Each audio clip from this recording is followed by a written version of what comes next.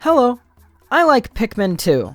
Let's get through this preamble a little bit quickly, shall we? No, I don't think having a different opinion from you necessarily invalidates your own perspective. I might think that you're wrong, but that's what having a different opinion is. Don't take it personally. Number 2, if you agree with me, you are extremely hot and cool. You have wonderful sense of style, and you probably smell nice. Unfortunately, I'm taken, but I wish you'd hit me up if I wasn't, so that we could get dinner sometime.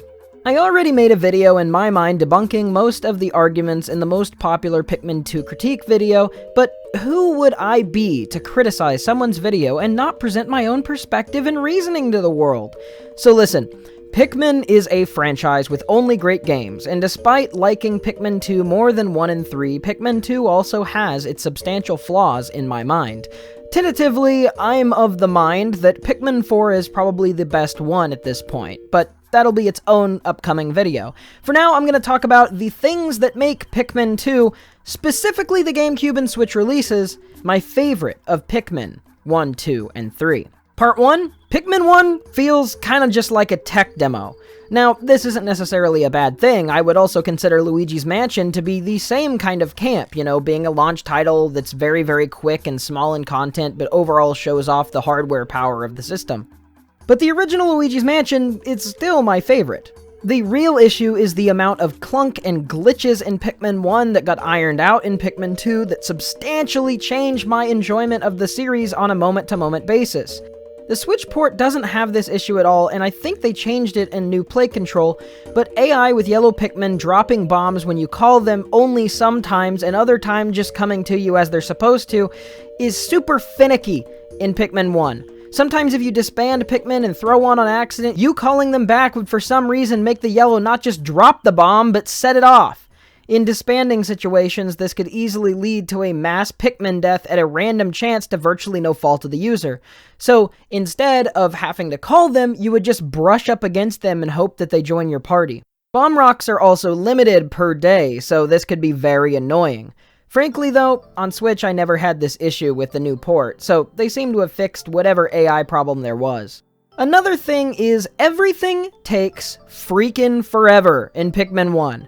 I am happy with the time limit, I love the day limit, and having to be constrained, including in the bedroom, but I want to do it because of how many things I'm trying to do in a single day, not when I'm waiting 40 hours for a Pikmin to sprout out of the ground so I can pluck it. Pikmin also respond very slowly, and sometimes not at all to whistle calls. This is worse on the GameCube release. One might argue the unreliability makes them more like real creatures, but I would push back and ask why this element of realism was so focused on, when the only thing it changes from a gameplay perspective is making you wait longer to do things you want to do, and redo things that normally only take one try at no fault of your own.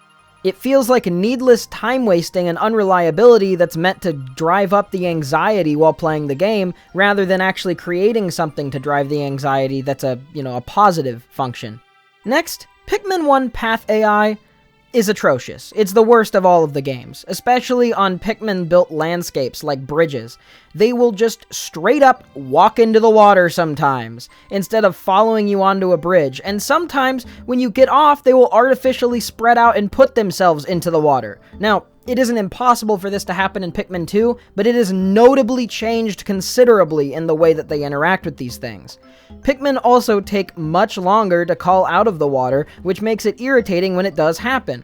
Next, Pikmin's addiction to grass. You can throw a Pikmin 800 miles from grass or casually walk by grass and they will go haywire picking it.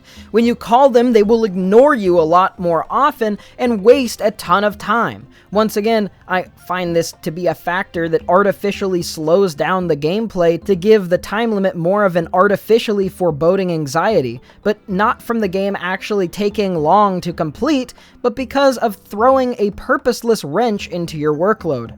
I like when Pikmin act and react quickly, and in time with me, and I like to feel like they're an extension of me, like I can expect them to do certain things that I want them to do when I tell them to do it. Pikmin 2, 3, and 4 have almost, if not, no issues with this, but for me, this was a sign of Pikmin 1 having a number of annoying gameplay bumps that needed working out. Aside from gameplay quirks though, the main bit that feels like a tech demo to me is that it's so light on content. It literally takes like 4 hours to finish on a casual run, and the very few optional challenges unlocked at the end feel extremely uninspired and are basically a more limited pocket-sized version of what you were already doing in a normal playthrough. Like, grow as many Pikmin as you can in one day. That's a real snore. I would rather explore new areas, new enemies, parts, or treasure placement. I would rather be given a more discernible challenge than just topping my own high score, like a more stringent time limit to do a certain amount of things. This is something that Pikmin 2 introduced that Pikmin 3 Deluxe and Pikmin 4 do wonderfully, but is totally lacking from Pikmin 1. Overall, it's just this. Pikmin 1 has much worse AI, much more clunk, and spades less content than its sequel. And while I wouldn't blame Pikmin 1 for this, it's a natural element of it being the first in the amazing series that Pikmin is, I do think that from a personal enjoyment perspective, this perfectly valid excuse doesn't actually change the quality of the game itself, toe-to-toe. Other than that though, I'm not gonna overreach. I basically love everything else about Pikmin 1. I love the artificial time limit, the narrative of picking up ship parts, the comedy that the ship parts are somewhat unnecessary and stuff that Olimar doesn't even understand the actual purpose of. I love the hidden bosses and Easter eggs depending on which days you go to different areas. And the final trial is a fun puzzle that really puts your Dandori skills to the task. Feels like a proper final level, or final stage, although not really feeling like an area. The music is also iconic and wonderful, and yeah, I really can't say anything else. I just think that the downsides I mentioned make Pikmin 1 a much less enjoyable experience to replay than Pikmin 2. Kinda feels like I'm playing the scrapped alpha build of Pikmin 2. But Pikmin 2 was one of my top 5 favorite games ever for a long time, so that's not exactly a huge insult. Part 2. Pikmin 3. Now listen when I say Pikmin 3. You probably think Pikmin 3 Deluxe on Switch. We can get to that. But for now, I'm talking about actual Pikmin 3. Default, Wii U, the game that I waited years for after playing Pikmin 2. When Pikmin 3 dropped, I was astounded how little content they put into a game for it being so long to make. I will say it obviously is much prettier than Pikmin 2, and I did enjoy the new Pikmin types. I also thought that the bosses were generally much more theatrical than in Pikmin 1 or Pikmin 2. It felt like a video game boss, sure, rather than like an enemy that you come across in a normal, natural world, but I'm kind of mixed on that, because part of me likes the more epic boss entrances and bosses, but it also cuts into the natural exploration vibe. This is a tiny nitpick. I'm not really coming out of the gate here with a big swinger, I know, but I figure we'll build up to the bigger things. Pikmin 1 and Pikmin 2's bosses are mostly not on the level of Pikmin 3's, aside from the final bosses. They just aren't as much of a central threat, but Pikmin 3 is also brain dead easy. In Pikmin 1, you had the anxiety of limited time. A Wollywog crushing a Pikmin could mean 20 Pikmin die instantly. And in Pikmin 2, extinction was easily possible to happen if you weren't aware and prepared to react to your situation. In Pikmin 3, I just about have to purposely drown Pikmin for them to be at risk of dying at all.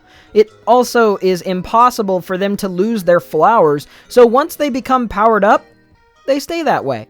It removes any balancing of what was a core thing in Pikmin 1 and 2 by basically just letting you have all your Pikmin at full power and then not worrying about losing it after that. It basically erases the function of making them into flowers in the first place. Like, if you're going to make it nearly impossible to die, at least punish my mistakes by sending them back to leaf variants when I screw up. Also, people talk about balancing limited purples and purple sprays being off, but you can literally, an unlimited number of times, hit the rush button to swarm and kill basically any enemy throughout the entire game of Pikmin 3. You also don't have to aim your cursor anymore. You can literally lock on to all of your enemies, which virtually guarantees any human error caused by being in a tense sort of spot, or any joy done by hitting the insta-kill spot of smaller enemies evaporate into thin air. This came out of Nintendo's Wii U era, which, despite having a few challenging games like Tropical Freeze, was largely criticized for babifying much of their franchises by releasing onslaughts of extremely easy games that alienated the more core audience even more than the Wii era did. And unfortunately, Pikmin 3 Default was a victim of this. Some examples outside of the piss-easy gameplay is the fact that on default, Pikmin 3's days are 18 minutes long, versus Pikmin 1 and 2's 13 minutes. Says wonders for how relaxed and untense things are. Some people also praise the bringing back of the day limit in Pikmin 3 because of the food shortage issue connected to the fruit you get, but really? Really? I 100%ed Pikmin 3 leading up to the launch month of Pikmin 4, and I still had over 80 days worth of food left over in my completed run. Not only that, but most individual fruit gives you more than 1 day worth of resources, many of which being worth 2 and closer even to 3, and most giving at least 1. Even when you aren't finding one that gives at least 1, you might find 2 or 3 different fruits placed right next to each other, so it's the same as, basically. Another thing is, I'm sorry, the fruit idea just sucks. You're telling me we went from super cool alien ship parts to otherworldly treasures that reflect real-world items and unique objects to a bunch of fruit? And not only that, but not a big amount either, as out of the 66 fruit in the game, 36 are just copy and pasted duplicates.